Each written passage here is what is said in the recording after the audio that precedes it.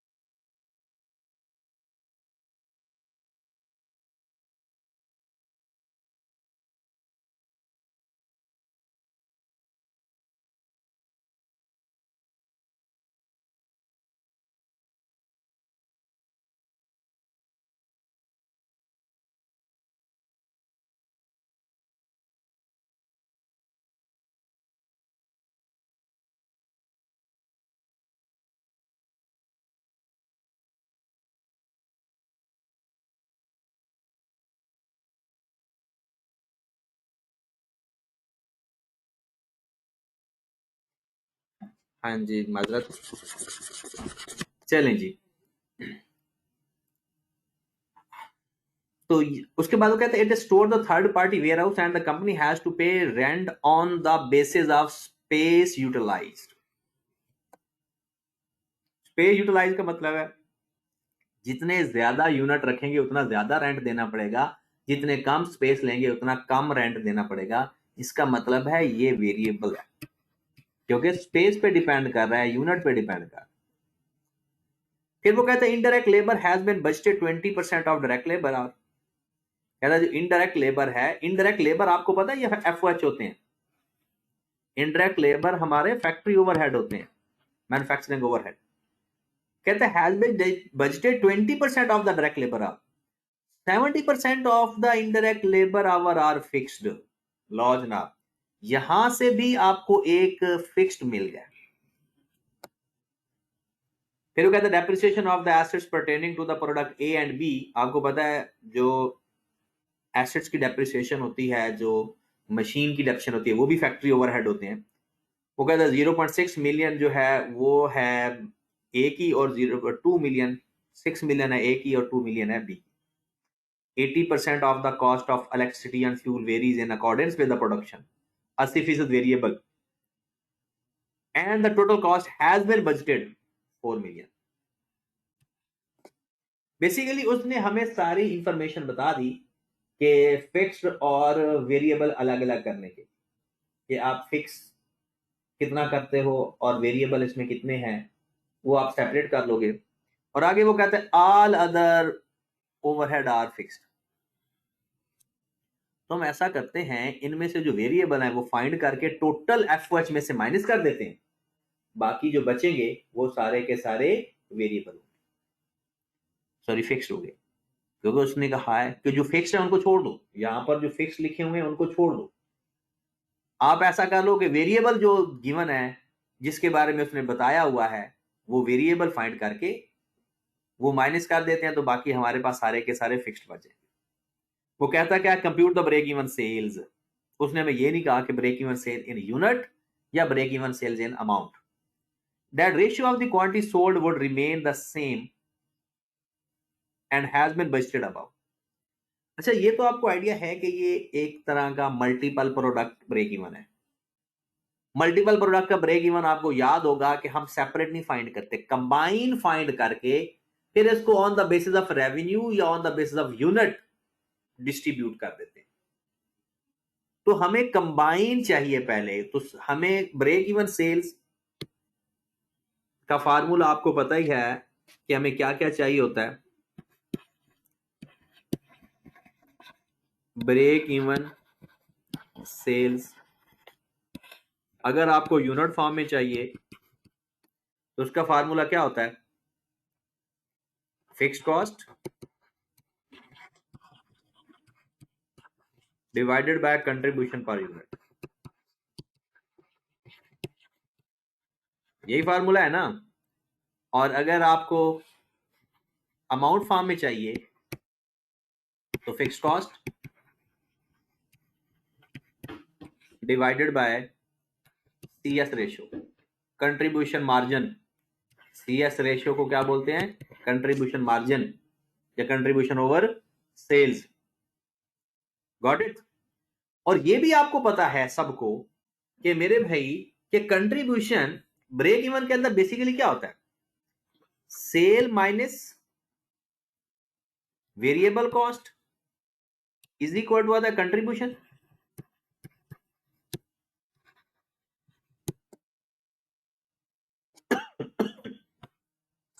और फिर contribution minus fixed cost, contribution minus fixed cost बराबर आता है प्रॉफिट। और प्रॉफिट इसमें जीरो होता है। Contribution minus fixed cost, profit आपको पता है ब्रेक इवन में नो प्रॉफिट नो लॉस होता है। इसका एक ये भी इंटरेस्टिंग मतलब ये हो गया कि कंट्रीब्यूशन बराबर होता है total contribution is equal to fixed cost. तो जो फिक्स्ड कॉस्ट बेसिकली होता है वो इतना कंट्रीब्यूशन हमें रिक्वायर्ड होता है। और आपको पता है अगर टारगेटेड प्रॉफिट आ जाए तो हम फिक्स कॉस्ट में टारगेट प्रॉफिट ऐड कर देते हैं, इसका मतलब है इतना कंट्रीब्यूशन हमें रिक्वायर्ड है। तो कभी जिंदगी में आपको फिक्स कॉस्ट चाहिए हो और उसने कंट्रीब्यूशन दे दिया हो, या कंट्रीब्यूशन चाहिए उसने फिक्स कॉस्ट दे दी हो, तो ब्रेक इवन के अंदर ये दोनों आपस में बराबर होते हैं, ये बात याद रखनी। अब जरा अपने सवाल पे चलते हैं। उसने हमें 2 प्रोडक्ट बता दिए हैं। याद रखें, जब भी एक से ज्यादा प्रोडक्ट वो हमें बताएगा, हम उसको टोटल करके फाइंड करेंगे, फिर उसको डिस्ट्रीब्यूट करेंगे on the basis of revenue या यूनिट। तो आ जाए जनाब, बिस्मिल्लाह करते हैं। सबसे पहले उसने सेल्स हमें बता दी, कंट्रीब्यूशन फाइंड करते हैं, sale minus variable cost, sale minus variable cost, तो कंट्रीब्यूशन आ जाएगा। फिर उसके बाद फिक्स कॉस्ट पे कंट्रीब्यूशन CS रेशियो पे डिवाइड कर देंगे, हमारे पास ब्रेक इवन सेल्स आ जाएंगी इन अमाउंट। चलें जी, बिस्मिल्लाह करते हैं। प्रोडक्ट ए है, प्रोडक्ट बी है और टोटल है। ये मल्टीपल प्रोडक्ट वाला सवाल है। सबसे पहले सेल्स, हाँ जी, रुपीज एंड 1000 लिख लो।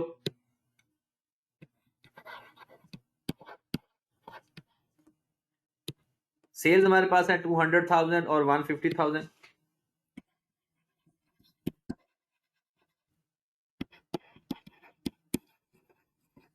टोटल कितनी आ गई? 350,000। हम लेस करते हैं जनाब वेरिएबल कॉस्ट, कंट्रीब्यूशन फाइंड करना है ना।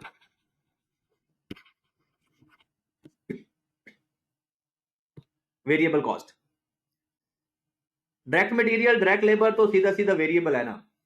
45 मिलियन और 30 मिलियन, 45,000 और 30,000,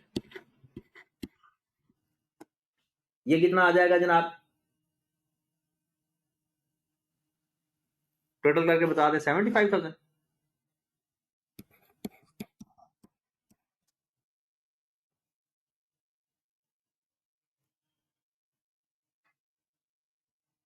जी जनाब। नेक्स्ट, डायरेक्ट लेबर 60 और 45, डायरेक्ट लेबर 60 और 45, 105,000। फिर उसके बाद variable FOH, variable factory overhead. तो वेरिएबल के बारे में उसने नीचे बताया हुआ है, प्रोडक्ट ए के बारे में भी बताया हुआ है, प्रोडक्ट बी के बारे में भी बताया हुआ है। हाँ जी, तो प्रोडक्ट ए का वेरिएबल क्या है? प्रोडक्ट ए में मैं यहां पर एक साइड पर ए के वेरिएबल लिख देता हूं, दूसरी साइड पर बी के वेरिएबल लिख देता हूं। सबसे पहले वो कहता है प्रोडक्ट ए इज स्टोर्ड, ये तो फिक्स्ड है। बी का 0.12 मिलियन, 0.12 मिलियन, तो हम इसको कितना लिख लें? जी जनाब, और ये पर मंथ है। पहले तो ऐसा करें कि 120 को मल्टीप्लाई कर दें 12 पे, ठीक है, और मिलियन है तो हम 1000 में लिख रहे हैं, तो ये आ जाएगा 1440। ये वेरिएबल ओवरहेड हो गया। जो प्रोडक्ट ए का रेंट है वो फिक्स्ड है, क्योंकि वो स्पेस पर डिपेंड नहीं कर रहा, प्योरली सारे का सारा टाइम पे डिपेंड कर रहा है। फिर इनडायरेक्ट लेबर दोनों की बता रहा है, indirect labour has been 20% of the direct labour hour, और उसमें से 70% फिक्स्ड है, और हम ले रहे हैं वेरिएबल। तो क्या करें जरा, यहां पर मैं लिख देता हूं, प्रोडक्ट ए का 60,000 का 20% का 30% वेरिएबल है। 60,000 मल्टीप्लाइड बाय 20% मल्टीप्लाइड बाय 30%, कितना आ गया? 60,000 का पहले 20% लें, फिर उसका 30% ले 3600,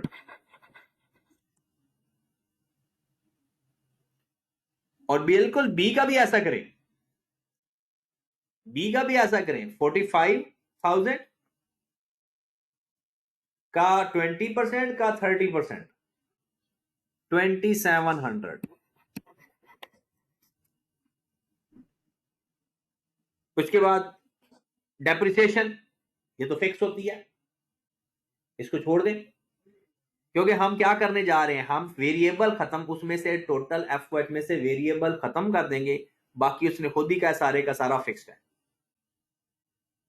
नेक्स्ट आ जाए,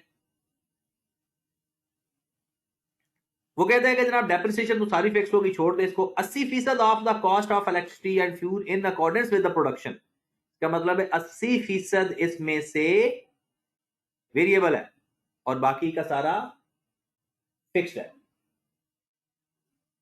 तो इसको हम बेस बना लें कि जो 80% में से प्रोडक्ट ए का कितना होगा, प्रोडक्ट बी का कितना होगा, वो आप यूनिट पर भी बेस बना सकते हैं, वो आप अमाउंट पर भी बेस बना सकते हैं।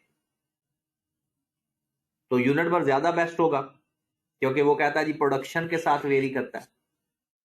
तो आप ऐसा करें, इसके ए के यूनिट फाइंड कर लें, इसको 20 पे डिवाइड कर दें, इसको 25 पे डिवाइड कर दें। ए के ऊपर यूनिट लिख दें जरा, 10 मिलियन, और बी के भी ऊपर यूनिट लिख दें 150 डिवाइडेड बाय 25, 6 मिलियन। हाँ जी जनाब, तो ये जो 4 मिलियन टोटल है, उसने ये नहीं कहा कि प्रोडक्ट ए का या प्रोडक्ट बी का, टोटल और प्रोडक्शन के ऊपर बेस कर रहा है। तो अब ऐसा करें, पहले तो करें 4 मिलियन का 80% ले लें, 4 मिलियन का 80% ले लेंगे, वो आ जाएगा सारे का सारा वेरिएबल, वो आ जाएगा 3200। इस 3200 को डिवाइड कर दें टोटल यूनिट्स के ऊपर, मतलब 16 मिलियन के ऊपर, और एक दफा मल्टीप्लाई कर दें 10,000 के साथ, और एक दफा मल्टीप्लाई कर दें 6,000 के साथ।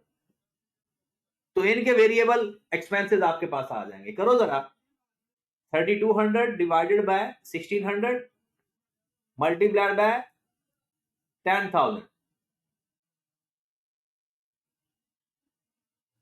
जी जनाब, हाँ जी, 3200 को डिवाइड कर दें 16,000 पे और मल्टीप्लाई कर दें 10,000 से,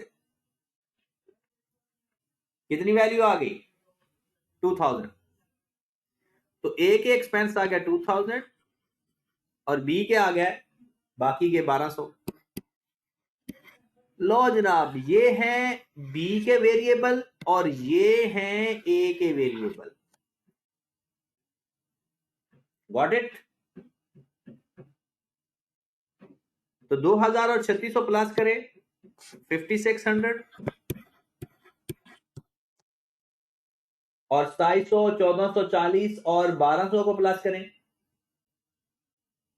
साथ साथ प्लस भी किया करो, कितना आ जाएगा, 5340। लो मेरे भाई, इन दोनों को प्लस कर दे, 5600 प्लस 5340, 10,940। आपके पास कंट्रीब्यूशन आ जाएगा इन टोटल। और याद रखें, जब एक से प्रोडक्ट ज्यादा हूं तो हमें अलग अलग कंट्रीब्यूशन फाइंड करने की जरूरत हरगिज नहीं है, टोटल फाइंड करें, वहां से सारा कुछ फाइंड हो जाएगा।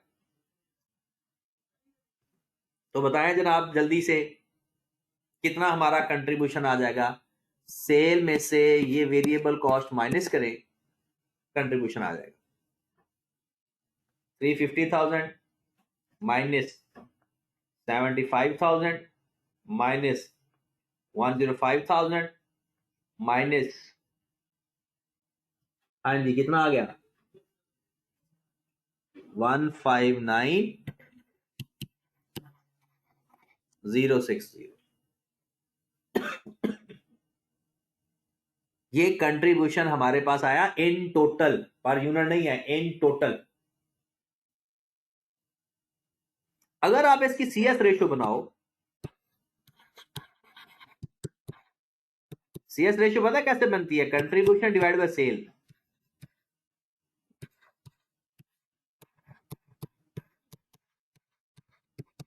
क्या बनेगी सीएस रेशियो?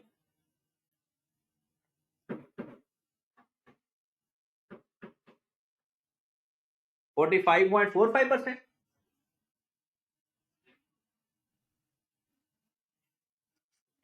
45.45%, ये हमारे पास सीएस रेशियो बन गई। अब अगर आपको पहले हमें चाहिए, क्योंकि उसने अलग अलग प्रोडक्ट का पूछा है, लेकिन हमने पहले टोटल फाइंड किया करते। अब ऐसा करो, मुझे ना टोटल फिक्स्ड कॉस्ट फाइंड करके दे दो। टोटल फिक्स्ड फैक्ट्री ओवरहेड कैसे फाइंड करेंगे जनाब? यहां पर देखें, ये आपके पास फैक्ट्री ओवरहेड है 35 और 15, 50। उसमें से माइनस कर दें 10,940, वो जो वेरिएबल एफओएच है। ये टोटल फैक्ट्री ओवरहेड है, ये वेरिएबल फैक्ट्री ओवरहेड है। इनको आपस में माइनस करेंगे तो हमारे पास बच जाएंगे फिक्स्ड ओवरहेड। हाँ जी, करें जरा माइनस।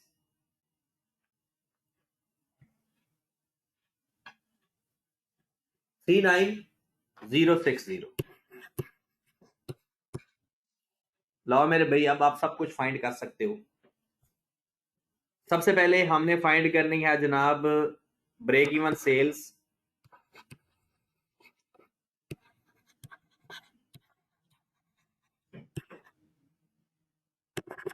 In amount.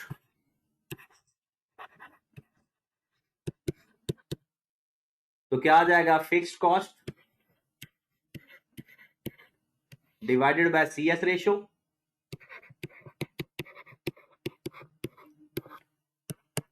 आपके पास अमाउंट आ जाएगी इन टोटल।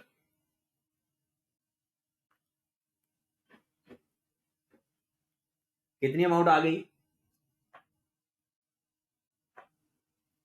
85,941। अब इसको आप डिस्ट्रीब्यूट कर दो। अगर यूनिट फॉर्म में, on the basis of unit भी कर सकते हो, on the basis of revenue भी कर सकते हो। ये अब आपकी अपनी मर्जी है। टोटल रेवेन्यू पे डिवाइड करके अलग अलग रेवेन्यू से मल्टीप्लाई कर दें। मतलब अगर आपको चाहिए break even sales of A, break even sales A की, और आपको चाहिए ब्रेक इवन सेल्स बी की, तो क्या करोगे? ये आपके पास ब्रेक इवन सेल्स टोटल है, इसको टोटल पे डिवाइड कर दो और मल्टीप्लाई कर दो जनाब 200,000 से और 150,000 से।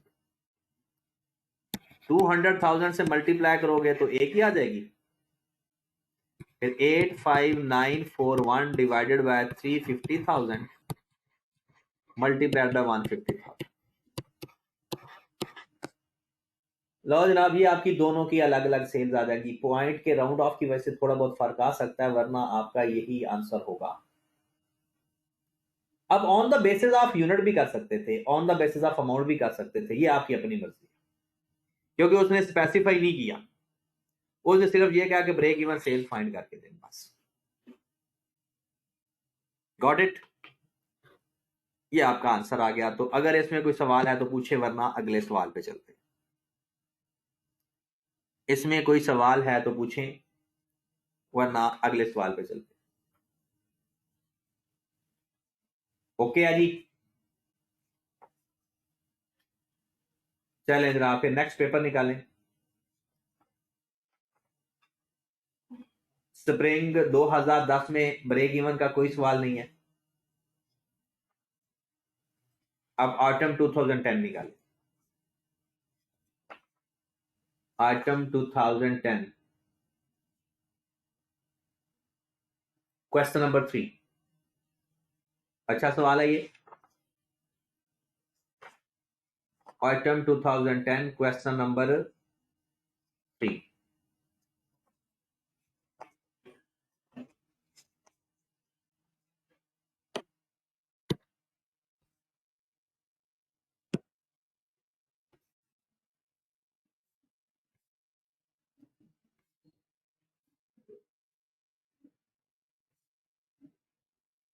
स्प्रिंग 2010 में ब्रेक इवन का या टारगेट कॉस्टिंग का कोई सवाल नहीं आया।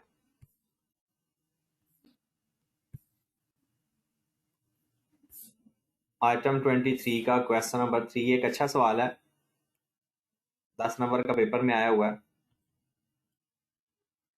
Naseem private limited is a manufacturer of industrial goods that is launching a new product.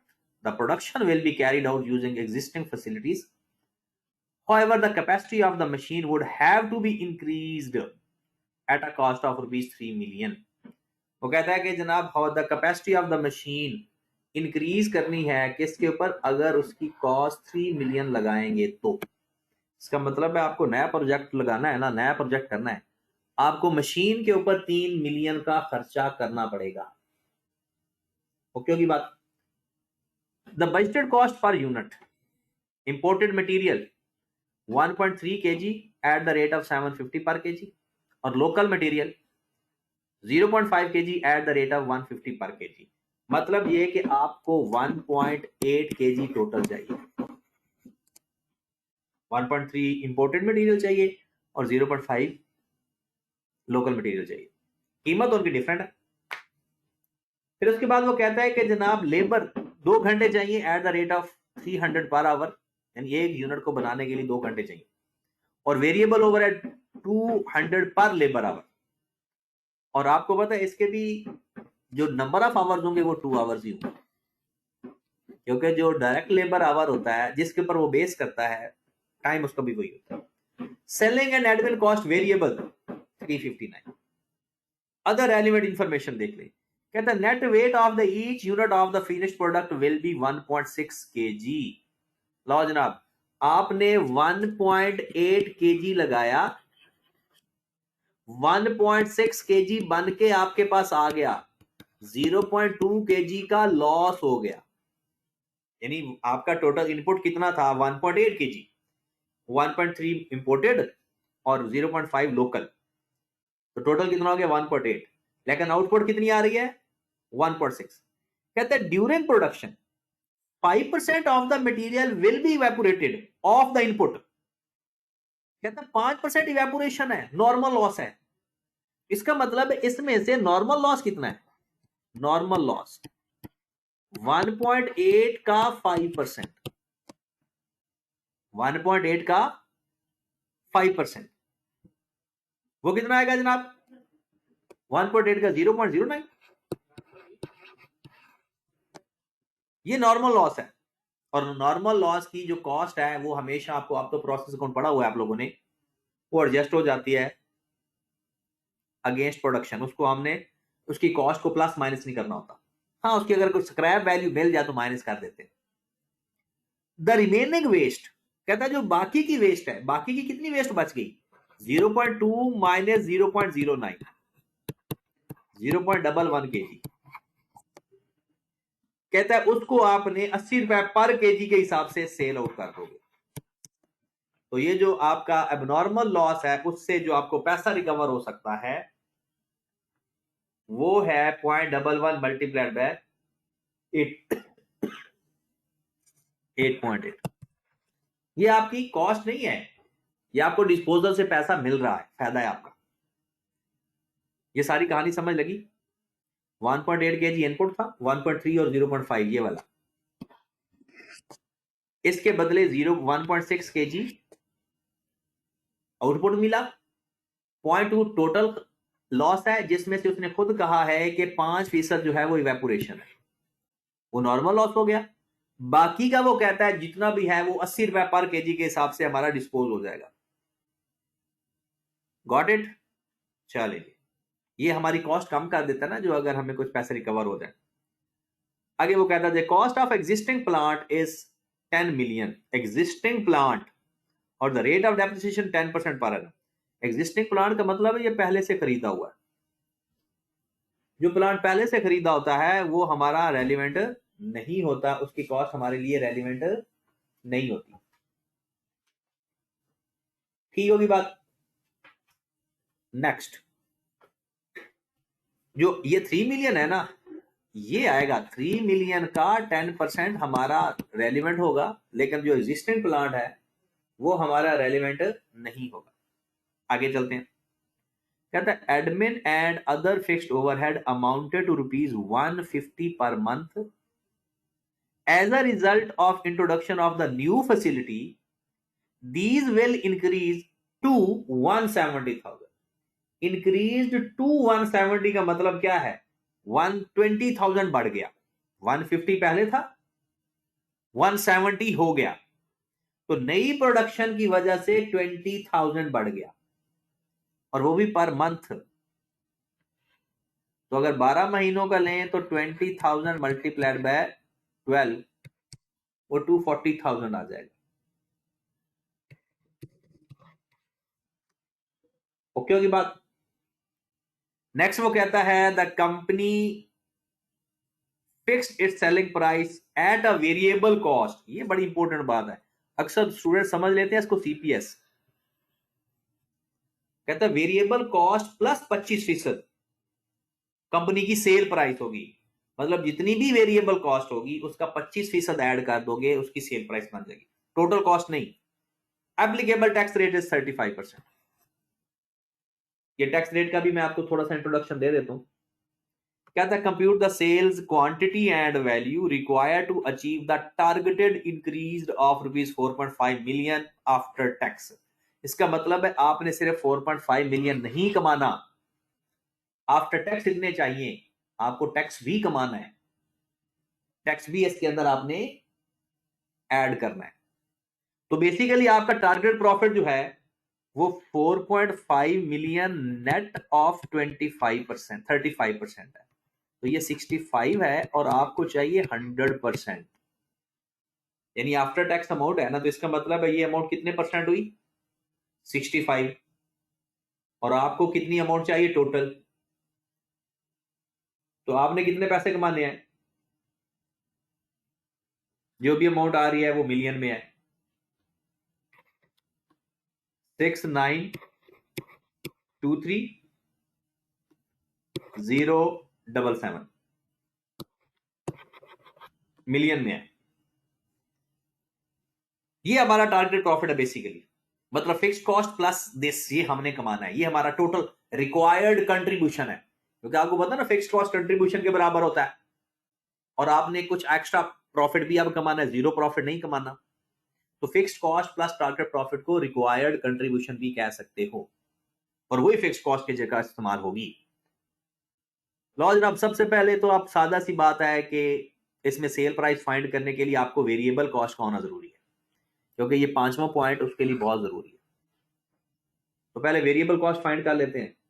Variable cost के अंदर वो 25% ऐड कर देंगे तो सेल प्राइस आ जाएगी, फिर sale price minus variable cost करेंगे तो कंट्रीब्यूशन आ जाएगा, फिर आगे काम ही आसान हो जाएगा, फिक्स कॉस्ट हमारे पास पहले ही है। जी करो सवाल जरा। सबसे पहले वेरिएबल कॉस्ट निकालते हैं इसमें। ये मेरे भाई क्वेश्चन नंबर 3 है। पेपर में हमेशा याद रखें, आपने उस बिजनेस का नाम ऊपर जरूर लिख देना है, और जो रिक्वायरमेंट है वो भी लिख देनी। मतलब अगर एक सवाल में आपको बताऊं तो सवाल का नाम है नसीम प्राइवेट लिमिटेड, और आप फाइंड करने जा रहे हो sale quantity and value for target profit. तो यहां पर आपने नसीम प्राइवेट लिमिटेड लिखना है। जो चीज आपने कंप्यूट करनी है, computation of target profit.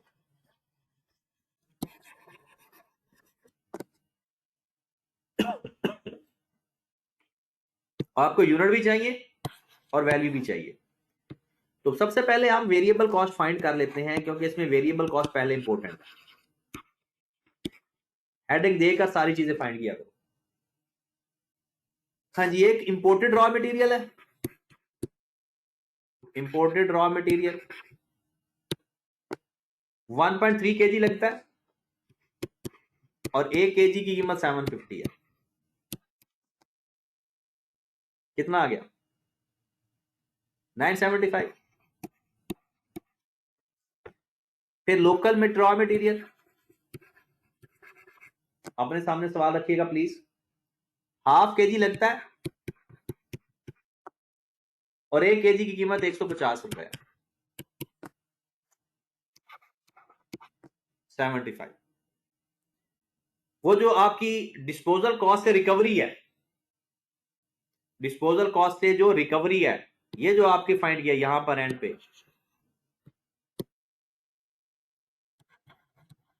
Recovery 0.11 multiplied by 80,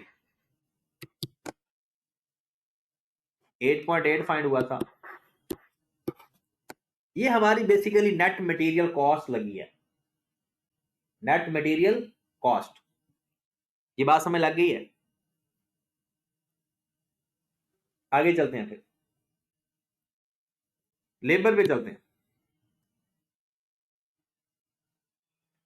labour कितनी लग रही है या बाकी चीजें। लेबर है जनाब 2 hours eight the rate of 300। Labour 2 घंटे लगते हैं और हर घंटा 300 रुपए का, 600। फिर उसके बाद वेरिएबल ओवरहेड है,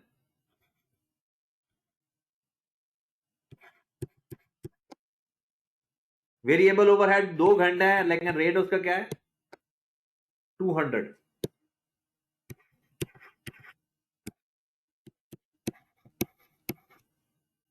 उसके बाद सेलिंग एंड एडमिन वेरिएबल है,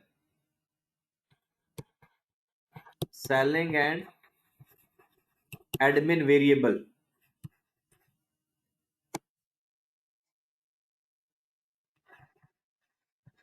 जी, उसने खुद ही बताया हुआ है 359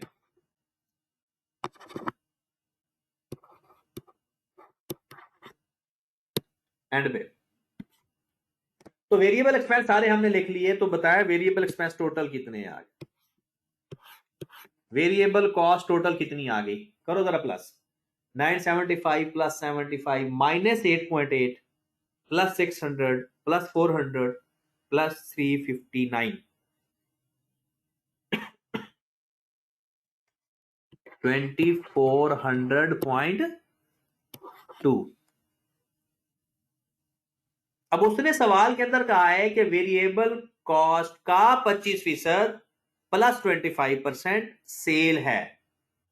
मतलब उसने जो हमें बताया है वो कहता है वेरिएबल कॉस्ट प्लस 25% आपकी सेल प्राइस है। जिसके ऊपर प्रॉफिट बेस करता है हम उसको 100 लिखते होते हैं। 25% प्रॉफिट है तो सेल है 125। या ये तो बिल्कुल सादा सी बात है कि वेरिएबल कॉस्ट का 25% प्लस करोगे तो सेल प्राइस आ जाएगी। तो मेरे भाई सेल प्राइस फाइंड कर लें। तो 2400 divided by 100 given over given, और हमें चाहिए सेल। बताओ जरा अमाउंट कितनी आ गई।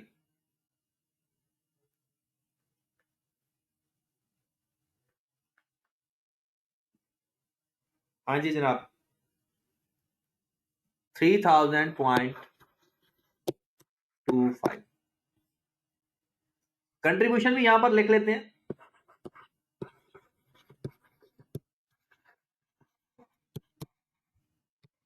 कंट्रीब्यूशन क्या होता है? Sale minus variable cost,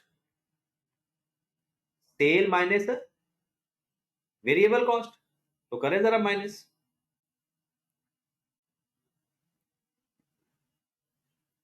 600.05। हाँ जी जनाब, कंट्रीब्यूशन भी आ गया हमारे पास, सेल्स भी आ गई। अगर हम इसका CS रेशो फाइंड करना चाहें तो वो भी फाइंड कर सकते हैं। और अगर कंट्रीब्यूशन पर यूनिट तो हमारे पास आ ही गया है, क्योंकि ये कंट्रीब्यूशन पर यूनिट ही है ना, क्योंकि ये सारी वैल्यू पर यूनिट बताई हुई थी। तो आप लोग जो दो चीजें आपको चाहिए वो दोनों फाइंड हो चुकी हैं। ये कंट्रीब्यूशन पर यूनिट आ गया, और अगर आपको सीएस रेशियो चाहिए, या वैसे आपको पता है सेल प्राइस से मल्टीप्लाई कर देंगे, वो भी कर सकते हैं कि जो यूनिट आते हैं ना उसको सेल प्राइस से मल्टीप्लाई कर दो तो अमाउंट आ जाती है। तो सीएस रेशियो को रहने देते हैं, हम चलते हैं अपने फिक्स्ड कॉस्ट फाइंड करते हैं। जी जनाब, फिक्स्ड कॉस्ट ढूंढो जरा कितनी है, हमारे प्रोजेक्ट से रेलिवेंट होनी चाहिए। तो ये जो एग्जिस्टिंग प्लांट का 10 मिलियन है ना, हम इसका 10% नहीं लेंगे, बल्कि ये जो हमने capacity machine would have to increase at a cost of ₹3 million, उसका 10% हमारा रेलिवेंट है, सारा नहीं, क्योंकि सारी कॉस्ट तो रेलिवेंट नहीं होती एक साल में, सारा नहीं। कितना? 3 मिलियन का 10%। तो फिक्स्ड कॉस्ट का एक तो आ गया 3 मिलियन का 10%, ये तो आ गया सीधा सीधा 300,000 डेप्रिसिएशन। दूसरा फिक्स्ड ओवरहेड ये बताए हुए, ये हमने फाइंड किए थे कि 170 से अदर जो फिक्स्ड ओवरहेड हैं 170,000 हो जाते हैं 150,000 से। तो जितने ज्यादा हुए ये पर मंथ हैं, 12 से मल्टीप्लाई कर देते हैं, पूरे साल के आ जाएंगे। लो जनाब, याद रखें एग्जिस्टिंग प्लांट का मतलब होता है वो ऑलरेडी प्लांट खरीदा हुआ है, हमने अपनी ब्रेक इवन सेल्स अपने प्रोजेक्ट की फाइंड करनी होती है, सिर्फ उस प्रोजेक्ट की जो डेप्रिसिएशन आएगी हम उसका लिंक लेंगे। हाँ जी जनाब, तो ये अमाउंट कितनी आ गई टोटल? 540,000। और टारगेटेड प्रॉफिट कितना है वो हमने फाइंड कर लिया है। टारगेटेड प्रॉफिट है जनाब ये amount 6923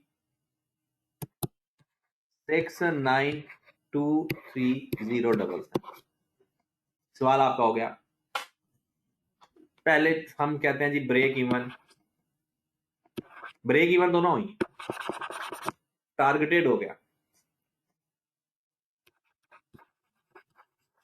targeted units sold, fixed cost plus targeted profit divided by contribution per unit. तो ये हमारे पास यूनिट्स आ जाएंगे। जी करें जरा आंसर।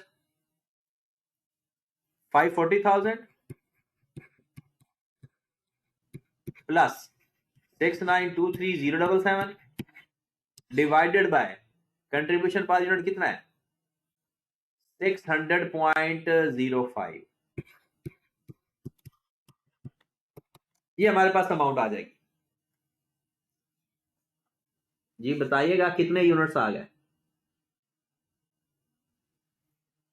इनको प्लस करें 600.05 पे डिवाइड कर दें,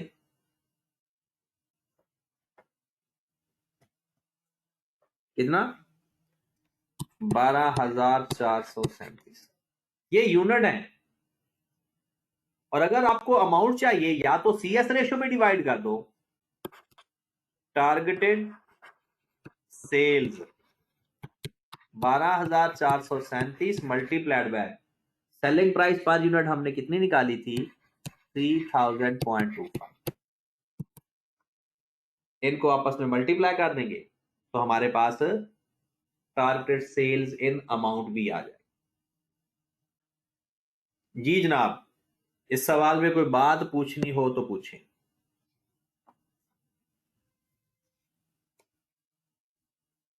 इसके अंदर कोई सवाल है तो बताएं, वरना फिर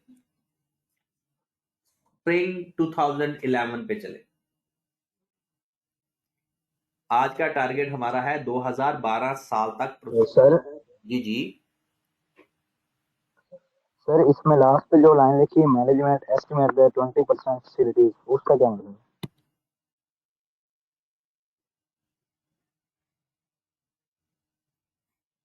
इसका मतलब है कि जो मैनेजमेंट है, the management estimates that 20% of the facility will be used for the new product.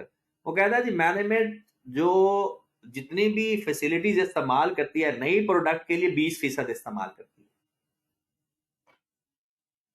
तो सिंपल उस जिसकी वो हमने जो इंक्रीमेंट लिया है वो भी तो उतना ही लिया है ना, जो 20,000 ज्यादा आया है।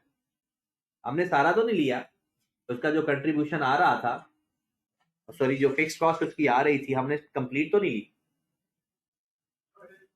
हमने सिर्फ जो एक्स्ट्रा ओके हमारी सर। तरफ से आ रहा है वही है, और वो उसके अंदर 20% के अंदर कवर हो रहा है, तो उसको अलग से फिर लिखने की जरूरत नहीं है। कि जो हमारी कॉस्ट जिस वजह से बढ़ी है ना, हमारी प्रोडक्ट की वजह से जितनी कॉस्ट फिक्स बढ़ेगी हम वही लेते हैं, इंक्रीमेंटल फिक्स कॉस्ट लेते हैं। चले जी अगला सवाल निकाले जरा।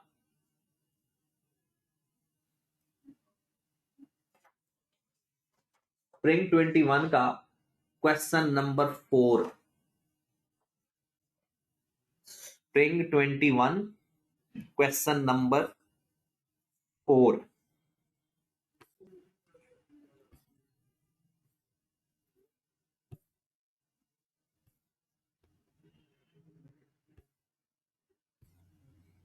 ये वैसे बेसिकली रेलिवेंट कॉस्टिंग का सवाल है, लेकिन क्योंकि इसके अंदर वो थोड़ी सी कैलकुलेशन इस तरह सी थी, इसलिए आपका ये सवाल इस साइड पे रखा। ये आपकी किताब के अंदर रेलिवेंट कॉस्टिंग के अंदर ये कवर होगा, ठीक है। क्योंकि टारगेट कॉस्टिंग के सवाल रेलिवेंट कॉस्टिंग के और ब्रेक इवन के मिलते जुलते सवाल होते हैं। ये वैसे तो बहुत ज्यादा आसान सवाल है, लेकिन इसमें एक अच्छा पॉइंट है, बस उसको करते हैं। तो बेसिकली जो मेरा आज का टारगेट है वो मैंने आपको पहले भी बता दिया है कि मैंने आपको 2012, 2011, 2010 इन तीनों सालों के में जितने भी सवाल आए हैं वो करवाने हैं, ठीक है। स्प्रिंग 2011 तक हम पहुंच गए। इसके बाद मेरे ख्याल में 2 सवाल हैं या 3 है, छोटे छोटे सवाल हैं। एक अच्छा सवाल है, बाकी छोटे छोटे सवाल है, परेशान हो। हाँ जी, थक तो नहीं गए हो? तो बिस्मिल्लाह करते हैं। TL is the manufacturer of consumer durable. Pearl Limited, one of the major customers, have invited TL to bid for a special order of 150,000 units of the product Beta.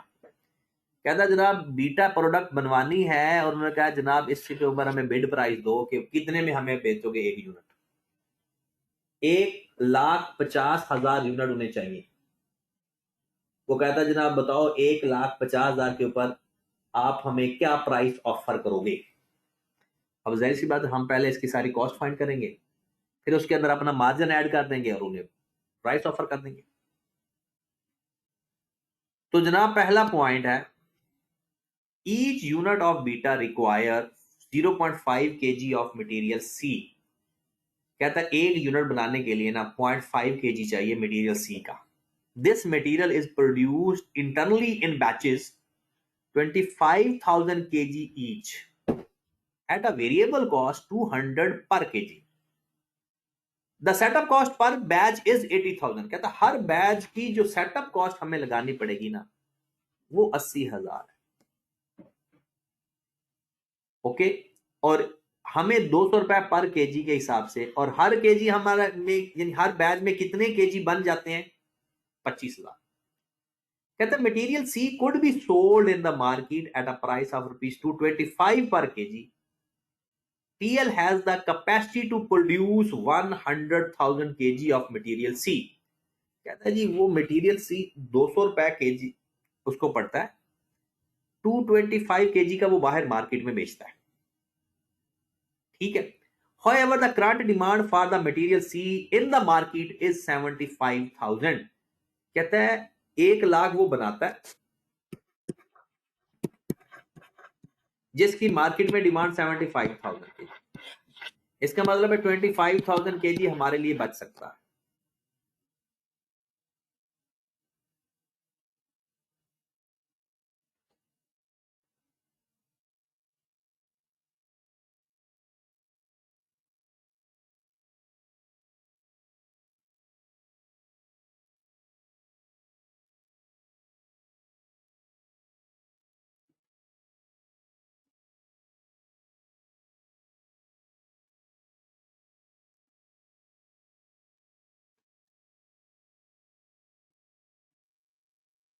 हाँ जी, 1 लाख मटेरियल सी बन सकता है, 75,000 मार्केट में demand है उसकी, और 25,000 हमने खुद अपने लिए बना सकते हैं।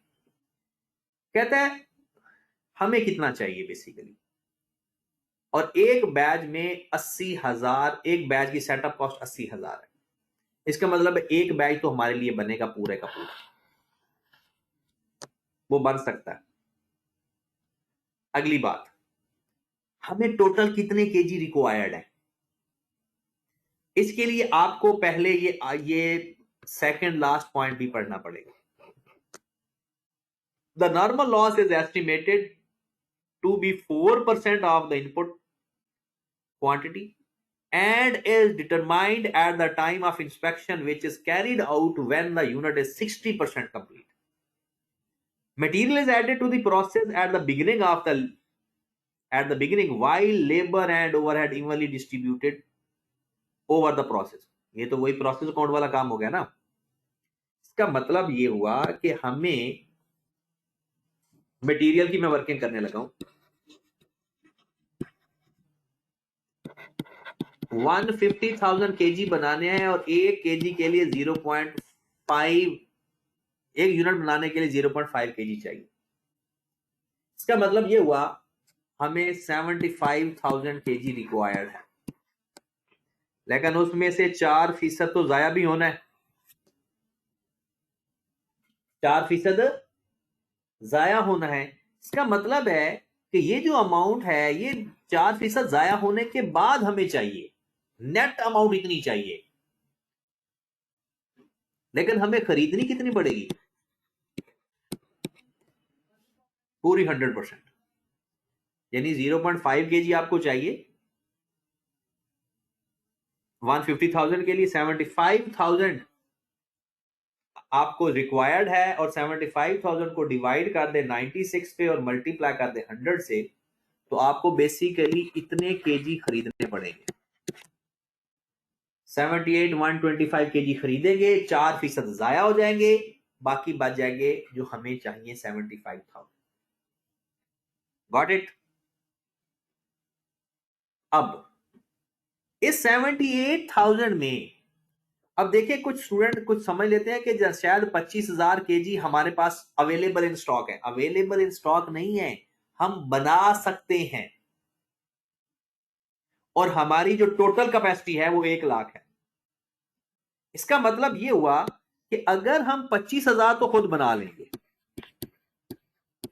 और वो हमें पड़ेंगे 200 के हिसाब से, 25,000 केजी के ऊपर हम अपना काम कर लेंगे, जो कि हमें पड़ेंगे 200 रुपए पर केजी के हिसाब से।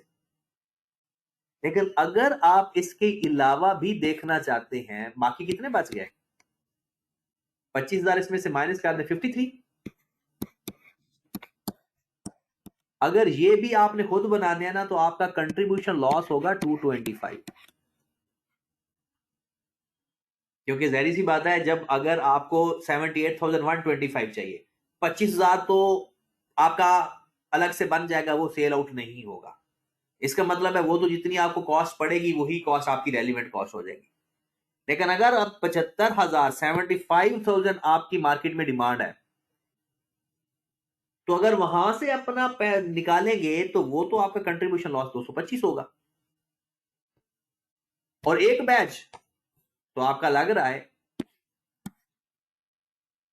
प्लस 80,000 बैच की कॉस्ट, क्योंकि एक बैच पूरे का पूरा वो आपके लिए है, और ये आपका बैच कॉस्ट नहीं लगी क्योंकि वो हमने कंट्रीब्यूशन लॉस ले लिया, वो 225 के अंदर ही सारा कुछ कवर हो जाएगा। तो ये बेसिकली हमारी मटेरियल कॉस्ट आएगी 25,200 के हिसाब से, क्योंकि वो हमारी मैन्युफैक्चरिंग कॉस्ट हमें पड़ेगी। 53,125 हम अपना वो जो मटेरियल मार्केट में बेचना चाह रहे थे वो नहीं बेचेंगे, तो हमारा 225 का लॉस हो जाएगा, वो कॉस्ट आ गई। और 80,000 तो क्योंकि एक बैच में 25,000 यूनिट बनते हैं, तो एक बैच तो प्योर था ही हमारा, तो ये बेसिकली मटेरियल की कॉस्ट बन गई। तो यहां पर आप लिख लें मटेरियल कॉस्ट, इसको प्लस कर ले 25,000 प्लस 200 मल्टीप्लाई बाय 200 प्लस, सबको जरा कैलकुलेट करो कितना अमाउंट आ गई, इस सबको फाइंड करें जरा कितनी अमाउंट आती है।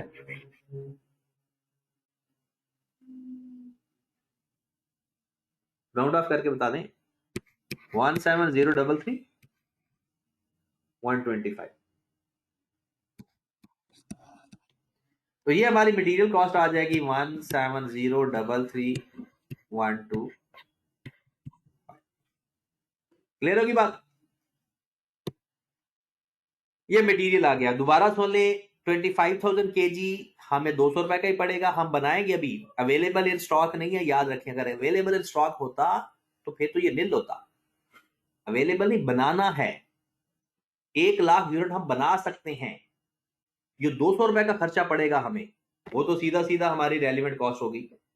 और जो ऊपर से जितने भी यूनिट हमने अगर खुद इस्तेमाल करने हैं, तो वो इस 75,000 जो मार्केट में बिकने हैं उनमें से निकालने हैं, तो वहां से हमारा फिर कंट्रीब्यूशन लॉस हो जाएगा 225।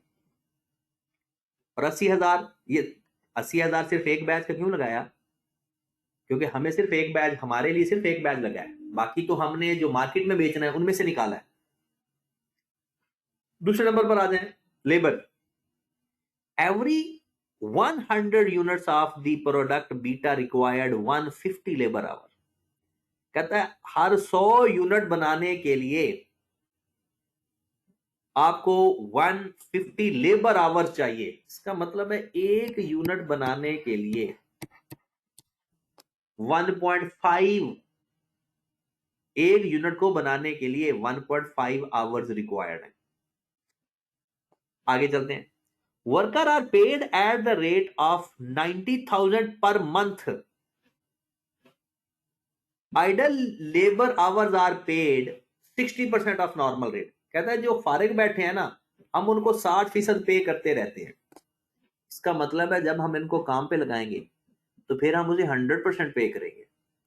फारिग बैठे हैं तो 60% पे कर रहे हैं, काम पे लगाएंगे तो फिर तो पूरे पैसे पे करने पड़ेंगे।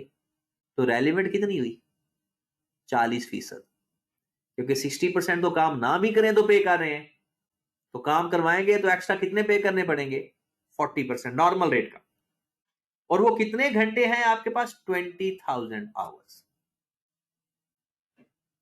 और आपका एक महीने में 200 घंटे काम होता है। इसका मतलब है जो 9,000 आपका एक महीने का लग रहा है, उस एक महीने में 200 घंटे काम होता है, तो एक घंटा आपको 45 रुपए का पड़ रहा है, एक घंटा आपको 45 रुपए का पड़ रहा है। तो सबसे पहले तो ये चेक कर लेना कि 150,000 यूनिट ये जो ऊपर है बनाने के लिए कितने आवर्स चाहिए, 150,000 मल्टीप्लाइड बाय 1.5, क्योंकि एक यूनिट बनाने के लिए 1.5 घंटा चाहिए, या इसे कर ले given over given multiplied by required. 150 घंटा 100 यूनिट का है और हमें चाहिए 150 यूनिट्स का, तो टोटल आवर्स कितने रिक्वायर्ड हुए, 2,25,000। कितने, 2,25,000, जिसमें जो 20,000 घंटे हैं वो तो आइडल है, 20,000 घंटे तो आइडल है। इसमें एक और इंटरेस्टिंग बात भी देखें जरा, आखिरी पॉइंट, वो सेकंड लास्ट पॉइंट, वो कहता क्या है, कहता है कि जनाब जब 60% इंस्पेक्शन हुई ना, तो तो आप मुझे बताएं कि जब आपको पता चल गया कि 4% आपका मटेरियल फजूल है, जाया हो गया, तो क्या फिर भी इसके ऊपर लेबर लगती रहेगी? अगर इंस्पेक्शन होती ना 100%, ये वही इक्वल एंड यूनिट्स वाला कॉन्सेप्ट है कि जब आपको ये कंफर्म हो गया कि 60% के ऊपर, यदि 60% पता चला कि 4% तो मटेरियल जाया हो गया, तो उसके बाद उन यूनिट्स के ऊपर लेबर आवर आना बंद हो जाएंगे। उन यूनिट्स के ऊपर लेबर आवर आना बंद हो जाएंगे। वो कितनी अमाउंट है, वो कैसे आएगी? सबसे पहले हम ये देखते हैं, यहां पर थोड़ी वर्किंग कर लेते हैं। 150,000 यूनिट्स, हम तो टोटल कितने यूनिट बना रहे हैं? 150 से तो ज्यादा ही चाहिए होंगे ना, क्योंकि divided by 96 multiplied by 100। Basically हम जो काम कर रहे होंगे वो इतने यूनिट्स पे काम कर रहे होंगे। 96 मल्टीप्लाइड बाय 100 कितना आ गया? 150,000 डिवाइड बाय 96 मल्टीप्लाइड बाय 100, 156 250। इतने यूनिट्स बना रहे होंगे। हुआ ये कि इनमें से 4% 60%, 4% के ऊपर 60% काम हो गया, तो पता चला कि ये तो जाया है। और वो 4% है कितने? 6250, वो जो ऊपर एक्स्ट्रा यूनिट बन रहे थे ना, और वो जाया हो जाएंगे, नील हो जाएंगे, बाकी 150,000 बच जाएंगे। इसके ऊपर पूरा लेबर आवर नहीं लगा, 1.5 मल्टीप्लाइड बाय 60% लेबर आवर लगा। और जब तक लगा तब तक तो पे करेंगे ना, जब तक लगा तब तक पे करेंगे, उसके बाद तो पे नहीं करेंगे। इसका मतलब ये हुआ कि आपकी जो लेबर कॉस्ट है, जरा गौर फरमाइएगा, लेबर कॉस्ट बी, एक है आइडल टाइम। वो कितने घंटे आइडल टाइम? 20,000 घंटे।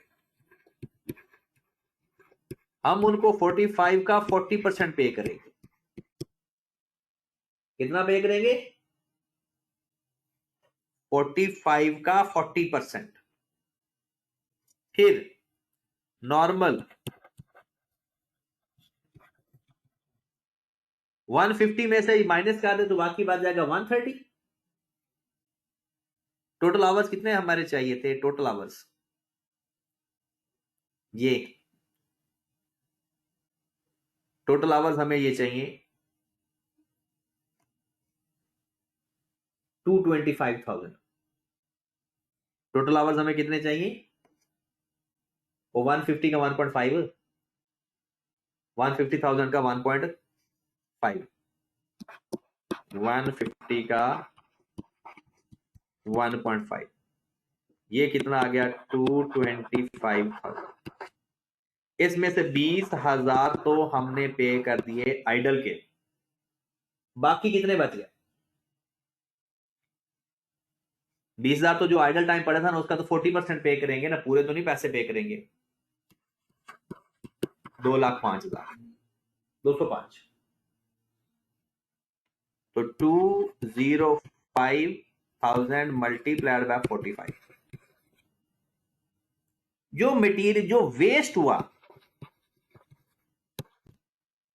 उसका भी हम कुछ तो पे कर चुके थे ना, 60% तक तो काम करवा चुके थे उनसे, तो 60% तक तो काम करवा चुके थे ना। तो उसके लिए क्या करेंगे? कितना हमारा वेस्ट हुआ? 6,250 आपको एक्स्ट्रा यूनिट बनवाने पड़े थे। 6,250 का 1.5 मल्टीप्लाइड बाय 60% मल्टीप्लाइड बाय 45, या पहले आप 45 लिख लें, एंड पे 60% लिख लें। ये टोटल हमें लेबर कॉस्ट पड़ी है। दोबारा देख लीजिएगा, दोबारा 20,000 आइडल टाइम था, उसके ऊपर हमें सिर्फ 40% पे करना पड़ेगा। सवाल आपके सामने है। 205 मतलब 2,25,000 चाहिए था ना टोटल, 205 का तो नॉर्मल टाइम है। ये जो एक्स्ट्रा यूनिट बनाए थे जो 4% जाया हो गए थे वो थे 6,250 यूनिट। हर यूनिट के ऊपर टाइम कितना लगता है 1.5, और उस 1.5 का सिर्फ 60% टाइम लगा होगा क्योंकि उसके बाद तो जाया हो गया। अब इनकी कॉस्ट फाइंड करें जरा सबकी अलग अलग। 20,000 मल्टीप्लाइड बाय 45 मल्टीप्लाइड बाय 40%, ये कितना आ गया 360,000।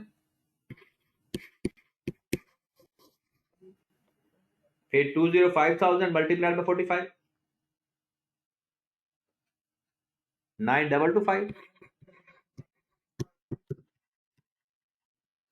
फिर 6,250 multiplied by 1.5 multiplied by 45 multiplied by 60%,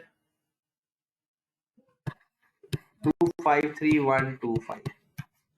इन सबको प्लस कर दें तो आपके पास लेबर की कॉस्ट आ जाएगी।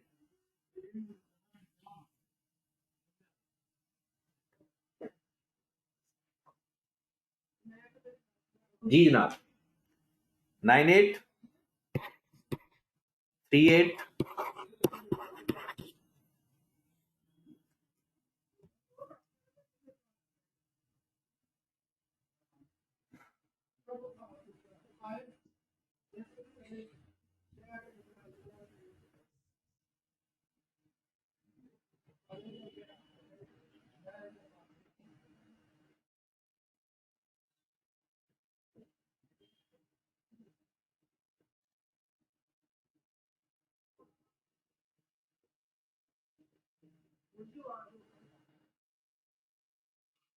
हाँ जी जनाब, आइडल टाइम, फिर नॉर्मल टाइम, और फिर वेस्टेड टाइम, इन सब का जो हमें लेबर पड़ी वो हमने अलग से फाइंड कर दी। टोटल जो हमें नंबर ऑफ आवर्स लगे हैं ना, बेसिकली टोटल जो नंबर ऑफ आवर्स लगे हैं वो 150,000 तो टोटल लगने ही लगने थे। 150 को 96 पे डिवाइड करके 100 से जो हमने मल्टीप्लाई किया और मल्टीप्लाइड बाय 1.5, क्योंकि 150 तो यूनिट्स हैं, 150,000 तो यूनिट्स हैं, उसको 96 पे डिवाइड किया जो वेस्ट की वजह से, तो ये लगने थे। लेकिन जो वेस्ट का टाइम है ना वो पूरा नहीं लगा, वो 60% लगा। इसलिए अगर हम पहले ये फाइंड कर लेते, यानी अगर आपको टोटल नंबर ऑफ आवर्स चाहिए ना, टोटल नंबर ऑफ आवर्स, वो एक तो 150,000 का 1.5 है और 6250 मल्टीप्लाई बाय 1.5 का 60% है। ये बेसिकली हमारे टोटल नंबर ऑफ आवर्स हैं। वो जो एक्स्ट्रा है ना 6250 एक्स्ट्रा यूनिट हमने बनाने हैं, उसके ऊपर टाइम सिर्फ 60% लगना है। तो ये अगर हम फाइंड कर लें तो ये बनता है 225,000 और 6250 मल्टीप्लाई बाय 1.5 मल्टीप्लाई बाय 60%, 5625। ये बेसिकली हमारा टोटल टाइम लगा हुआ है, इंक्लूडेड वेस्टेज टाइम 230,625। और ये उसी की कैलकुलेशन है। मैंने 20,000 अलग घंटे कर दिए, 2,05,000 अलग कर दिए और ये अलग कर दिए, 6250 मल्टीप्लाई बाय 1.5 मल्टीप्लाई बाय 60%, उसको अलग कर दिया। नेक्स्ट, और ये कॉस्ट अलग अलग भी फाइंड कर दी, इकट्ठी भी फाइंड कर सकते। The variable overhead application rate is 25 पर लेबर आवर। लो जनाब, जो वेरिएबल ओवरहेड है, वेरिएबल ओवरहेड, उसने कहा है कि 1 घंटे का 25 रुपए के हिसाब से।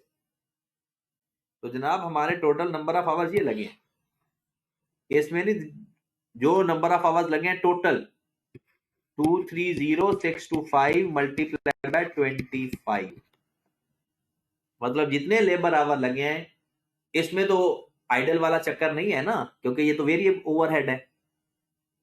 तो जितने नंबर ऑफ आवर्स लगे हैं हम उसको 25 रुपए के हिसाब से सबको पे कर देंगे।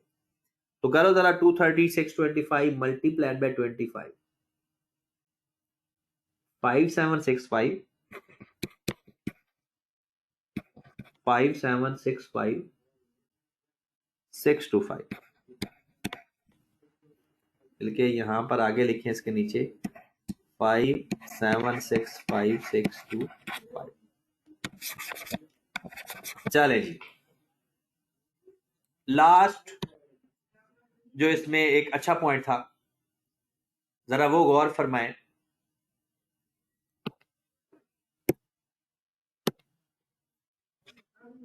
वो पॉइंट ये है, the fixed overhead are estimated 22 million.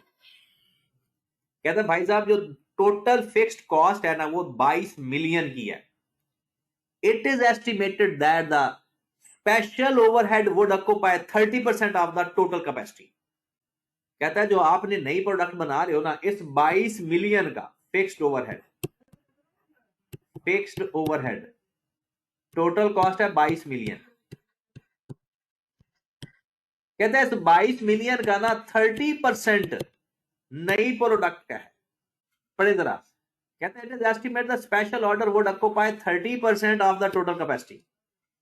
आगे वो कहता है the production capacity of beta can be increased up to 50% by incurring additional fixed cost. कहता है कि अगर आप एडिशनल फिक्स्ड कॉस्ट लगा दोगे तो आपकी कैपेसिटी बढ़ जाएगी। अब मुझे बताएं, जब कैपेसिटी बढ़ेगी, नंबर ऑफ यूनिट बढ़ेंगे, तो फिक्स्ड कॉस्ट कम हो जाएगी या ज्यादा हो जाएगी? Per unit overall fixed cost कम हो जाएगी या ज्यादा हो जाएगी? कम हो जाएगी। जाहिर सी बात है, जब नंबर ऑफ यूनिट बढ़ना शुरू हो जाएंगे ना, और कैपेसिटी 50% बढ़ गई है, और ये इस 22 मिलियन के अंदर टोटल कॉस्ट ऐड है, मतलब इंक्रीमेंटल सब कुछ एस्टिमेट उसने किया हुआ है। तो आपकी जब कैपेसिटी बढ़ेगी तो इस 30% का 50% आपकी कॉस्ट इनकर्ड होगी फिर। यानी जो जितनी भी कैपेसिटी है वो पहले जो इस्तेमाल हो रही है वो तो नॉर्मल प्रोडक्शन में इस्तेमाल हो रही थी। तो जब आपने नई प्रोडक्ट बनाई, आपकी कैपेसिटी 30% आई और उसकी 30% कैपेसिटी का 50% कैपेसिटी बढ़ी, और इस 50% कैपेसिटी का 30% हमारी कॉस्ट न्यू प्रोडक्ट से रिलेटेड। जो अगली बातें बताई हुई हैं इसको एक और तरीके से भी फाइंड किया जा सकता है, आप उस तरीके से भी फाइंड कर सकते हो, given over given multiply by required. तो 22 मिलियन का 30% का 50% हमारी नई प्रोडक्ट से रिलेटेड। तो इस 22 मिलियन का 30% ले और फिर 30% का 50% ले, ये कितना आ जाएगा? 3300 था। लो जनाब, सवाल आपका तकरीबन हो गया। ये कॉस्ट है, मटेरियल, लेबर, वेरिएबल ओवरहेड और फिक्स्ड ओवरहेड, क्योंकि हमने सेल प्राइस उसको देनी है। जब सेल प्राइस दी जाती है तो सारी कॉस्ट जो हमें इनकर्ड होगी वो हम प्लस कर देंगे। करो जरा प्लस, टोटल कॉस्ट हमें आएगी 150333125 9838 125 57625625 और 3300,000। कितनी कॉस्ट आ गई? 35936,875। ये तो कॉस्ट आई है, और आप चाहते हो उसके ऊपर 20% ऑफ सेल प्राइस कमाना चाहते हो, तो इसमें प्रॉफिट भी ऐड करो, सीपीएस लगाओ। तो selling price, bid price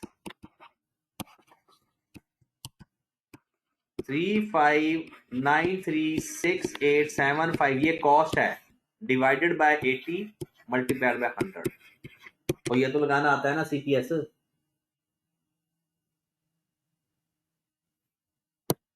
profit margin के the policy is to earn profit at the rate of 20% of the selling price. तो सेलिंग प्राइस 100 रखेंगे, तो जो भी इसका आंसर आएगा वो हमारा आंसर होगा। जी जनाब, करो जरा।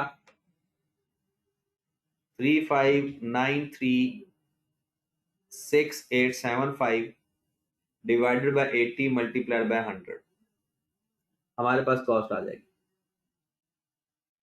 जी 4492 1094। 1,50,000 यूनिट के बदले हम इतनी प्राइस ऑफर करेंगे, और अगर पर यूनिट ऑफर करनी है,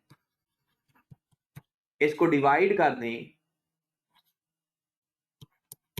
150,000 यूनिट्स पे, इसको डिवाइड कर दें डिवाइडेड बाय 150,000, तो पर यूनिट जो सेलिंग प्राइस आएगी वो आ जाएगी 299.4। अगर पर यूनिट ऑफर करनी है तो 299.5 ऑफर कर दें, और अगर टोटल ऑफर करनी है तो 44921094 ऑफर। क्लियर होगी बात? चलें, तो ये सवाल हमारा हो गया।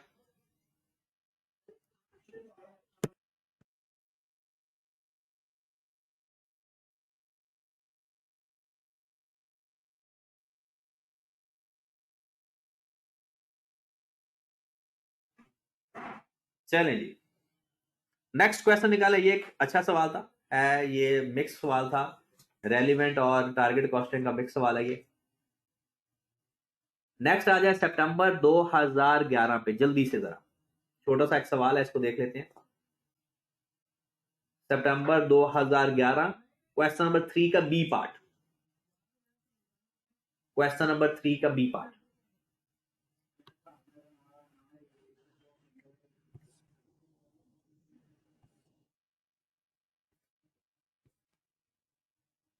क्वेश्चन नंबर 3 का बी पार्ट, सितंबर 2011। लो जी, ये एक छोटा सा सवाल है, वो कहता है जी prepare a production cost budgeted for the, कहता है अगले साल ऐसा करो कि मुझे 30 सितंबर 2000 कॉस्ट की प्रोडक्शन कॉस्ट बजट करके दो। ये आपको पिछले क्वार्टर की दी हुई है कॉस्ट, और ये कुछ इंक्रीमेंटल लगाने हैं, और कहता है मुझे अगले बजट की बना दो। मैं इधर ही बना के दे देता हूं आपको, इसके ऊपर ही बन जाएगी। देखिएगा जरा, वो कहता है जनाब मटेरियल आपका लगा है पिछले क्वार्टर में 1,20,000 का, लेबर लगी 75,000, वेरिएबल ओवरहेड लगे 70,000, और फिक्स्ड ओवरहेड है 45,000 पिछले क्वार्टर में। कहता है अगले क्वार्टर में हुआ ये कि आपकी प्रोडक्शन बढ़ गई 10%। तो जब प्रोडक्शन बढ़ती है ना, हर वेरिएबल एक्सपेंस बढ़ता है। जब प्रोडक्शन बढ़ती है हर वेरिएबल एक्सपेंस बढ़ता है। ये बात दिमाग में घुस गई? जब प्रोडक्शन बढ़ती है हर वेरिएबल एक्सपेंस बढ़ता है। चलो जी, आगे वो कहता है reduction in labour rate, labour के रेट में रिडक्शन हुई तो लेबर कॉस्ट कम हो गई, बस लेबर कॉस्ट कम होगी। फिर decrease in production efficiency, efficiency कम हुई तो लेबर आवर बढ़ गए, एफिशिएंसी कम हुई तो लेबर आवर ज्यादा लगेंगे, कम नहीं ज्यादा लगेंगे। कहते no change in the purchase price and consumption. सवाल हो गया कैसे भला? अब मटेरियल आपका लगेगा 120,000 मल्टीप्लाइड बाय 1.10, 120,000, बल्कि मैं उसी के साथ ही करता जाता हूं, मल्टीप्लाइड बाय 1.10। कितने की लेबर कितनी लगेगी जनाब? 132,000 नई लेबर कॉस्ट। लेबर में आए, सॉरी मटेरियल, अब लेबर में आए। कहता है जी रेट 25% कम हो गया, रेट 25% कम हो गया तो अगली कॉस्ट लगेगी 0.75। Got it? एफिशिएंसी कम हुई तो 104 डिवाइडेड बाय 100 या 1.04। एफिशिएंसी कम हुई है तो कॉस्ट ज्यादा लगेगी, नंबर ऑफ आवर ज्यादा लगेंगे ना, क्योंकि आप टाइम वो ज्यादा लगाएंगे। मल्टीप्लाइड बाय 1.10, ये 1.10 ये 10% प्रोडक्शन बढ़ने की वजह से है। और जब वॉल्यूम बढ़ता है ना, हर वेरिएबल एक्सपेंस बढ़ता है। जब वॉल्यूम बढ़ता है हर वेरिएबल एक्सपेंस बढ़ता है। तो करो जरा इसकी calculation. 75,000 multiplied by 0.075 multiplied by 1.10 multiplied by 1.04 कितना 64350। वेरिएबल ओवरहेड, वेरिएबल ओवरहेड आपको पता है ये डिपेंड करते होते लेबर के ऊपर। इसका मतलब है जो वेरिएबल ओवरहेड है ये आवर्स की वजह से भी बढ़ेंगे और प्रोडक्शन की वजह से भी बढ़ेंगे, रेट की वजह से नहीं, क्योंकि रेट का ताल्लुक आवर्स के साथ तो नहीं है ना। वो जो 0.25% का ताल्लुक इसमें नहीं है, इसका सिर्फ नंबर ऑफ आवर्स के ऊपर डिपेंड करेगा वेरिएबल। तो नंबर ऑफ आवर जितने कम या ज्यादा होंगे उसकी वजह से भी चेंज हो जाएगा और प्रोडक्शन कैपेसिटी की वजह से भी चेंज हो जाएगा। तो 70,000 मल्टीप्लाइड बाय 1.10 मल्टीप्लाइड बाय 1.04 कितना आ गया 80080। और फिक्स तो फिक्स होता है। लाओ जनाब ये आपकी नई प्रोडक्शन आ जाएगी जो पिछले आपने नई बजट करनी है 321,450।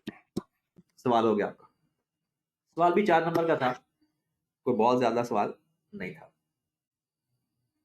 चले जनाब आज का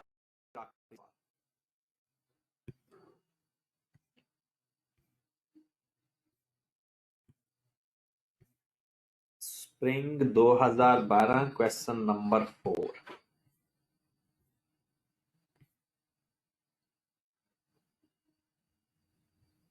अच्छा सवाल है ये भी, 20 नंबर का सवाल है वो पेपर, जस्ट इमेजिन। हाँ जी जनाब क्वेश्चन नंबर 4 है और ये अच्छा सवाल है, स्प्रिंग 2012 का सवाल 20 नंबर का पेपर में आया हुआ है। क्रूम limited manufactures two product A and B in small and large pack. Following information has been extracted from the business plan.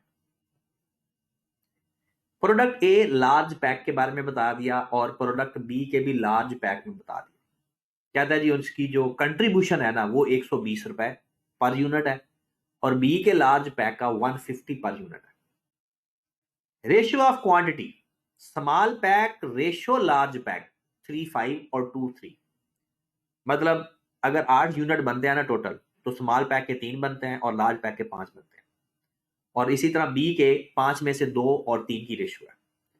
Annual sale, annual production and sales यानी जितने प्रोड्यूस होते हैं सारे सेल हो जाते हैं 2,50,000 और 2,25,000। ये ए और बी के लार्ज पैक का जिक्र किया गया। सवाल क्या है, following information is also available. Product ए के बारे में कहते हैं the variable cost of the large pack of the product is 75% of its selling price.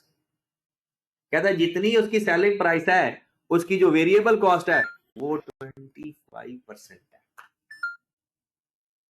कितनी है 25%, 75% sorry. The variable cost of the small pack of the product A is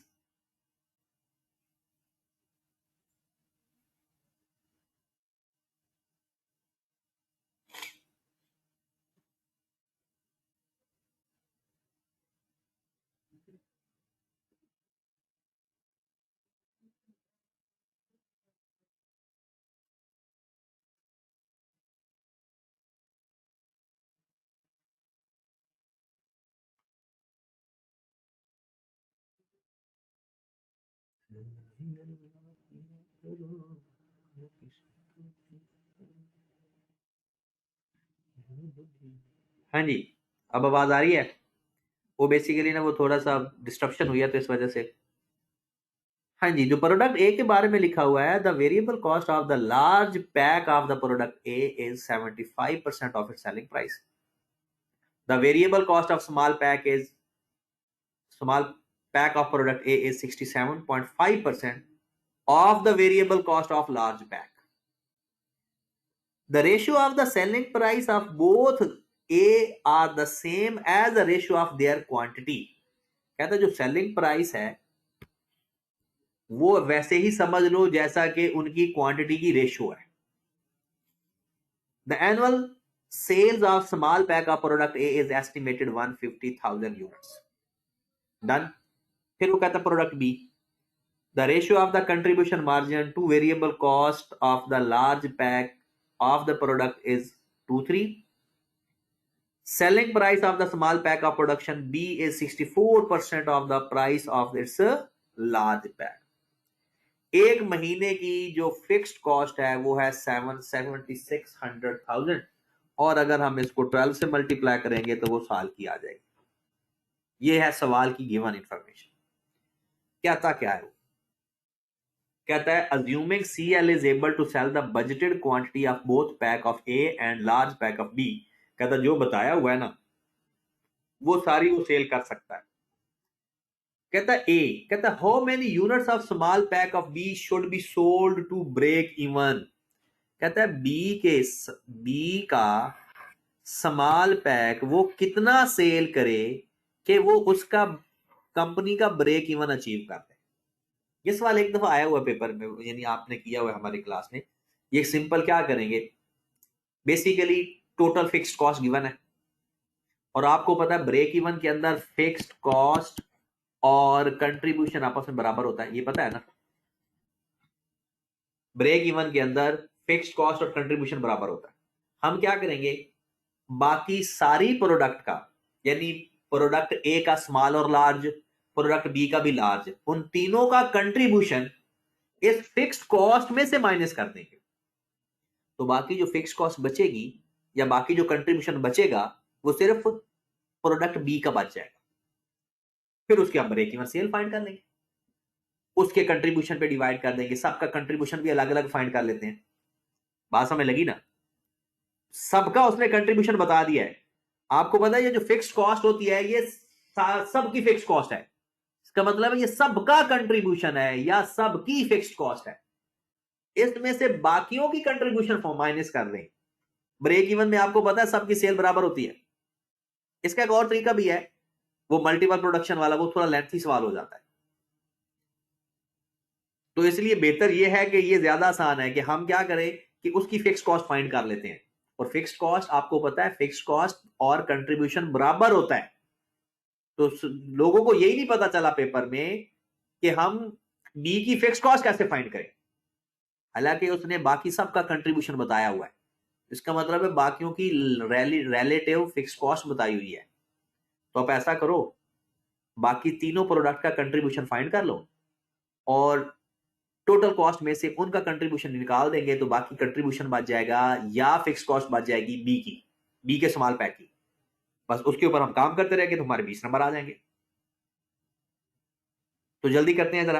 contribution तो आराम से गिवन है, ए के large pack का और B के लार्ज पैक का तो गिवन है. आए जरा कैलकुलेशन करते हैं. क्वेश्चन नंबर ये 4 है.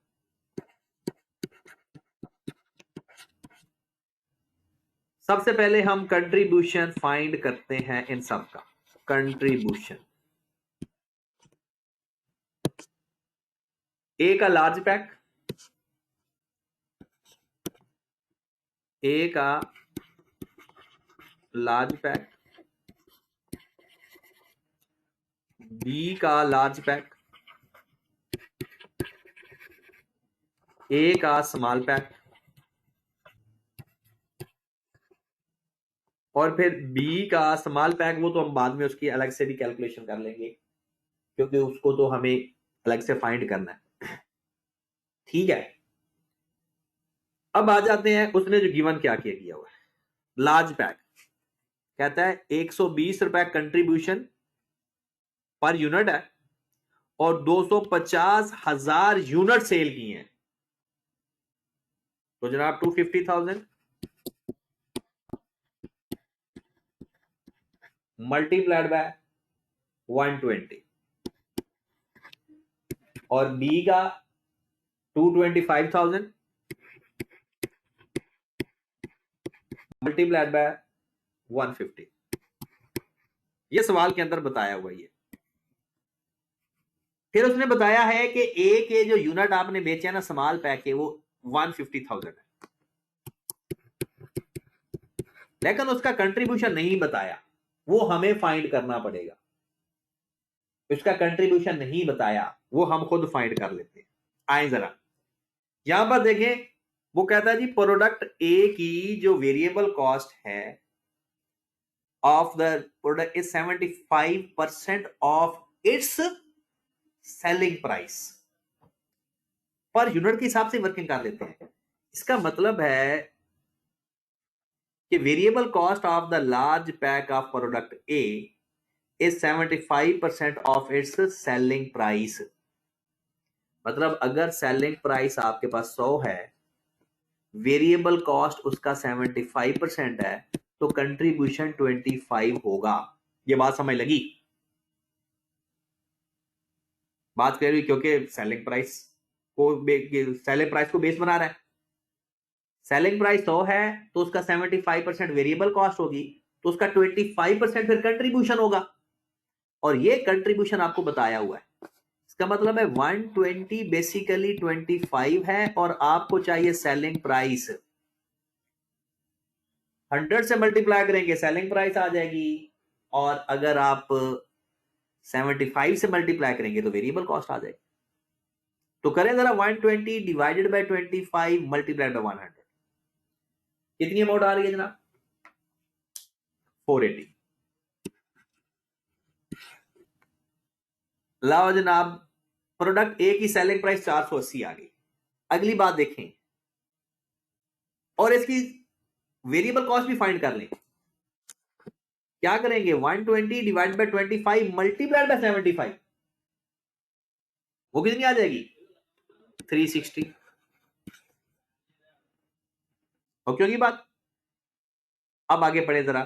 कहता है the variable cost of the small pack of the product A is 67.5% of the variable cost of large pack.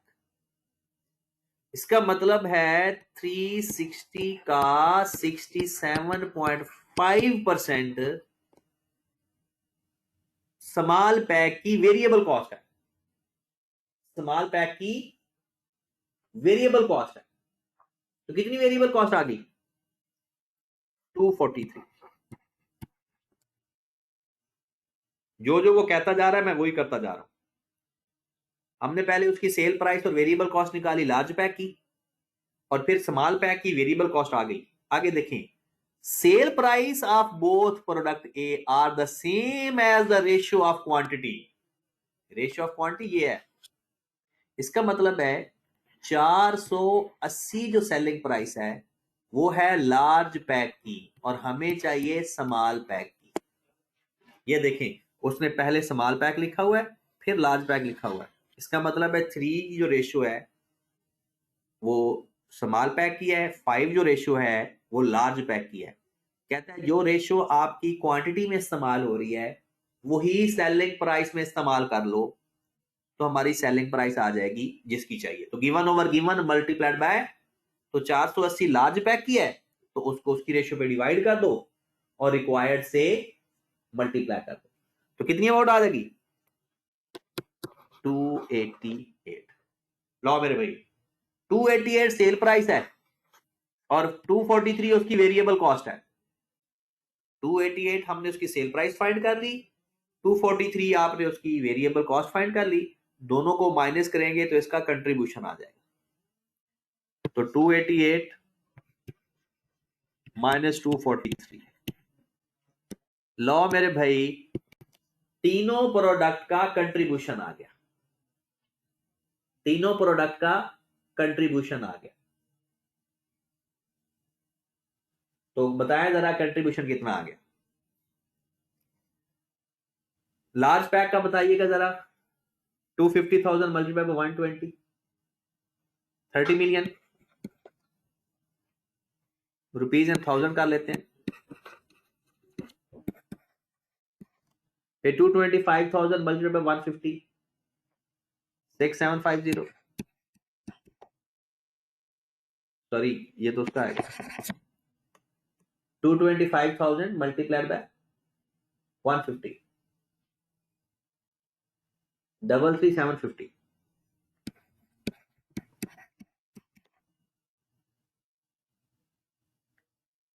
फिर 150,000 मल्टीप्लाइड बाय 45 6750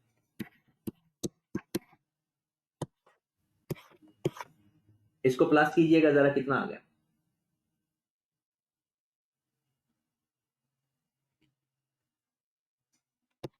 70,500 ये जनाब कंट्रीब्यूशन है उन 3 प्रोडक्ट का जिनका गिवन है और हमें चाहिए चौथी प्रोडक्ट का तो इसका मतलब ये हुआ कंट्रीब्यूशन या fixed cost of product B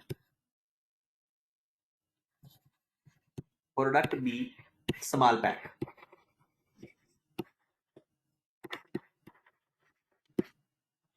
अब ऐसा करो टोटल फिक्स्ड कॉस्ट में से टोटल फिक्स्ड कॉस्ट उसने बताई हुई है 7.6 मिलियन मल्टीप्लाइड बाय 12 तो 7600 मल्टीप्लाइड बाय 12 करो 9,200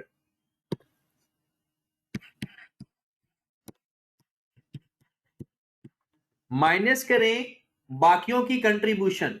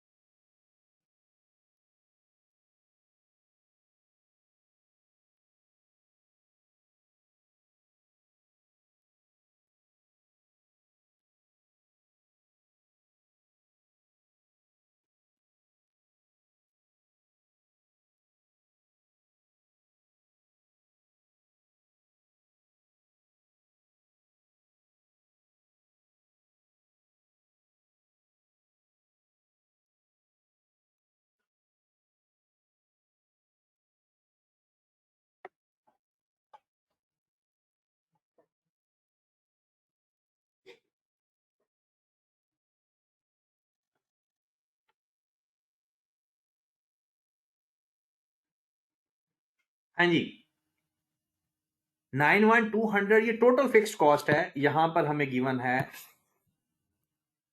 और उसमें से 7,500 माइनस कर दें तो ये हमारे पास फिक्स्ड कॉस्ट या रिक्वायर्ड कंट्रीब्यूशन आ जाएगा स्मॉल पैक ऑफ बी करो जरा माइनस कितना आ गया 20,700 यहां तक बात क्लियर है अब ये फिक्स्ड कॉस्ट समझ लो या कंट्रीब्यूशन रिक्वायर्ड समझ लो एक ही बात है अब अगली कहानी उसने हमसे सवाल क्या पूछा है उसने सवाल पूछा है कि बी के कितने यूनिट सेल करोगे इसका मतलब है हमें बी का कंट्रीब्यूशन तो मिल गया हमें बी का कंट्रीब्यूशन पर यूनिट भी चाहिए बी का कंट्रीब्यूशन पर यूनिट भी चाहिए ताकि हम उसको डिवाइड करें और हमारा आंसर आए तो आए जरा वो भी गिवन है देखिएगा जरा वो कहता है the ratio of the contribution margin और variable cost of the large pack of the product B is 2:3 मतलब जो कंट्रीब्यूशन मार्जिन है ये लार्ज पैक की बात उसने की है।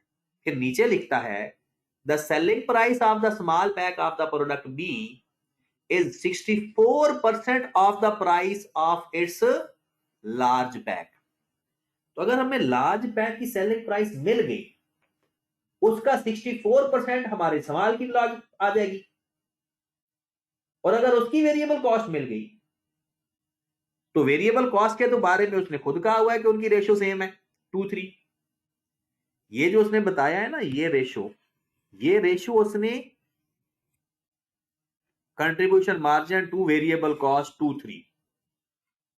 तो सबसे पहले हम ना सेलिंग प्राइस फाइंड करते हैं लार्ज बैग की, ठीक है। उसने देखें कंट्रीब्यूशन बता दिया ना उसने, 150 ऊपर गिवन है। अब मैं आपको उसने एक रेशियो बताई है आपको, ये वाली रेशियो जो मैंने ब्रैकेट में लिखी, contribution margin ratio variable cost, contribution margin ratio variable cost is equal to, क्या रेशियो बताई हुई है, 2:3। इस सवाल के अंदर कंट्रीब्यूशन मार्जिन हमारे पास है 150, वो ऊपर गिवन है 150, ratio variable cost is equal to 2:3, और रेशियो डिवाइड को कहते हैं, तो हमें चाहिए वेरिएबल कॉस्ट, तो 150 divided by variable cost is equal to 2/3। Variable cost चाहिए तो हमारे पास क्या आ जाएगा, 150 multiplied by 3 divided by 2 is equal to variable cost. लो मेरे भाई, ये हमारे पास लार्ज पैक की वेरिएबल कॉस्ट आ गई 225, लार्ज पैक की वेरिएबल कॉस्ट आ गई 225, वेरिएबल कॉस्ट आ गई 225, और इसका कंट्रीब्यूशन मार्जिन है 150। इसका मतलब ये होता है कि सेल कंट्रीब्यूशन मार्जिन कैसे आता है, sale minus variable cost is equal to contribution margin. Sale हमने फाइंड करनी है, वेरिएबल कॉस्ट आपके पास 225 है, इज इक्वल टू 150। लो जनाब, सेल प्राइस आपकी आ गई, 150 में प्लस कर दे 225, 375।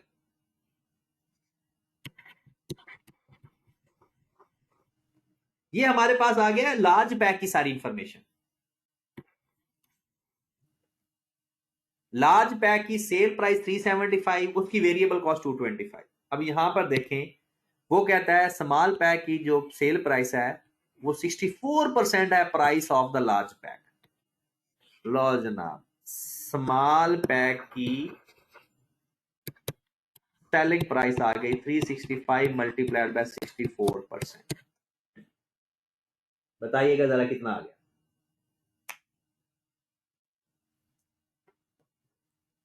240 सेल प्राइस आ गई। और वो जो कॉस्ट है वो तो उसने रेशियो में गिवन है 2:3। जो 225 है वेरिएबल कॉस्ट, 225 कॉस्ट है, ये है लार्ज पैक की, और लार्ज पैक की रेशियो पर गिवन है स्मॉल रेशियो लार्ज 3, और हमें चाहिए 2। इसकी रेशियो गिवन है ना स्मॉल और लार्ज की 2:3, तो 3 डिवाइड कर देंगे, 2 से मल्टीप्लाई कर देंगे, 150। तो 240 में से 150 माइनस कर दो, तो 90 हमारे पास आ गया contribution per unit of small pack. सवाल आपका हो गया 150 डिवाइड बाय 90 आ गया contribution per unit small pack. लो जी, ये आपका 10 नंबर का सवाल यहां होने लगा है, break even units of small pack, break even unit of small pack. क्या करेंगे, 20,700 डिवाइडेड बाय 90। हाँ जी, कितने यूनिट स्मॉल पैक के हमने बेचे, इन 1000 में है ना, तो इधर 1000 लिख दें, 230,000 यूनिट्स। डन, एक पार्ट। अगला 5 नंबर का पार्ट, एक पार्ट हमारा हो गया। कहता है how many units of the small pack of the B should be sold at to earn the net income 10530। Applicable tax rate is 25%। आपको पता है हमें ये पे पैसे नहीं चाहिए कमाने के लिए, हमें चाहिए 10530 डिवाइडेड बाय 75 मल्टीप्लाइड बाय 100। ये टारगेटेड प्रॉफिट वाला सवाल है। और टारगेट प्रॉफिट के लिए सिर्फ फार्मूला इस्तेमाल करेंगे ना, 5 नंबर हमारे पक्के। क्या हो जाएगा टारगेटेड प्रॉफिट का फार्मूला? क्या होगा? To fix cost plus target profit. और टारगेट प्रॉफिट कितना है हमारा? 10,530। इसके फाइंड कर लें जितना हमें चाहिए, 10,530 डिवाइडेड बाय 75 मल्टीप्लाइड बाय 100, 14040। ये बेसिकली टारगेट। जब टैक्स गिवन होता है ना, अगर वो नेट ऑफ टैक्स दे दे तो हमने बिफोर टैक्स वाली अमाउंट निकालनी होती है। तो प्लस कर देंगे 1404000 डिवाइडेड बाय 90। हमारे पास नंबर ऑफ यूनिट्स आ जाएंगे जो आपको इतना प्रॉफिट कमा के देंगे। पहले जो नंबर ऑफ यूनिट्स है वहां पर प्रॉफिट 0 है, ब्रेक इवन है। हाँ जी जनाब, बताइएगा जरा कितने नंबर ऑफ यूनिट्स आ गए?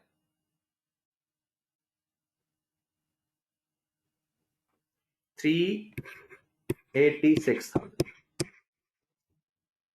Got it? ये 5 नंबर का पार्ट था। अगला 5 नंबर का सवाल कहता है based on the result of be above, मतलब इसको बेस बना के prepare the product wise and consolidate income statement. Product wise मतलब सबकी सेल माइनस कंट्रीब्यूशन, सबका अलग अलग माइनस करो और प्रॉफिट फाइंड करो।